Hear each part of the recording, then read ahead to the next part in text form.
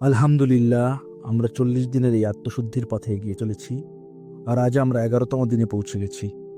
প্রতিটি দিনই আমাদের একটি খারাপ স্বভাব ত্যাগের অনুশীলন করাচ্ছে এবং আমাদের চরিত্রকে আরও পরিশুদ্ধ করার পথ দেখাচ্ছে। আজকের অনুশীলন হলো অহংকার করা থেকে বিরত থাকা। এটি এমন একটি বিষয় যা আমাদের ব্যক্তিত্ব এবং ঈমানের জন্য অত্যন্ত গুরুত্বপূর্ণ। অহংকার এমন একটি গুণ যা মানুষের ধ্বংসের কারণ হতে পারে। এটি মানুষকে আল্লাহর রহমত থেকে দূরে সরিয়ে নেয় এবং তাকে অন্যদের উপর জুলুম ও অন্যায় করতে বাধ্য করে। ইসলামে অহংকারকে কঠোরভাবে নিষিদ্ধ করা হয়েছে, কারণ এটি শয়তানের স্বভাব। আল্লাহ তাআলা সূরা আন-নাহলের 23 নং আয়াতে বলেন, নিশ্চয়ই আল্লাহ অহংকারী ও দাম্ভিক ব্যক্তিকে পছন্দ করেন না। এই আয়াত আমাদের জন্য একটি বড় শিক্ষা। অহংকারী ব্যক্তি কখনো আল্লাহর ভালোবাসা অর্জন করতে পারে না, কারণ সে নিজের অর্জনকেই বড় মনে করে, নিজের অক্ষমতাকে সবকিছু হবে, অথচ বাস্তবতা হলো আমাদের সবকিছুই আল্লাহর দান। শয়তানের অহংকার তাকে ধ্বংসের পথে নিয়ে গেছে। যখন আল্লাহ আদম আলাইহিস সালামকে সৃষ্টি করলেন এবং তাকে সিজদা করার আদেশ দিলেন, তখন ইবলিস অহংকার করে বলেছিল, আমি তার চেয়ে উত্তম, তুমি আমাকে আগুন থেকে সৃষ্টি করেছ এবং তাকে মাটি থেকে সৃষ্টি করেছ। এই অহংকারের কারণেই ইবলিস আল্লাহর অভিশপ্ত হয়ে গেল এবং চিরকাল ধ্বংসের পথে রইল। রাসূলুল্লাহ সাল্লাল্লাহু আলাইহি ওয়াসাল্লাম অহংকার সম্পর্কে কঠোরভাবে সতর্ক করেছেন। তিনি বলেছেন, যার অন্তরে অনুপরিমাণ অহংকার থাকবে সে জান্নাতে প্রবেশ করতে পারবে না।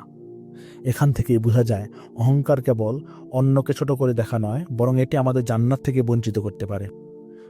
অনেক সময় আমরা নিজেদের সম্পদ, জ্ঞান, ক্ষমতা, সৌন্দর্য বা সামাজিক অবস্থান নিয়ে অহংকার করি, কিন্তু আমরা ভুলে যাই যে এসব কিছু সাময়িক এবং সবই আল্লাহর দেওয়া নিয়ামত। যদি আল্লাহ চাইতেন তাহলে তিনি আমাদেরকে এসবের কিছুই দিতেন না।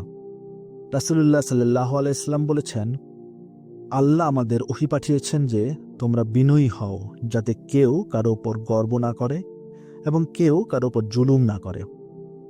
এখান থেকেই বোঝা যায় বিনয়ী হওয়াই ইসলামের প্রকৃত শিক্ষা। অহংকারের বিপরীত হলো বিনয় বা নম্রতা।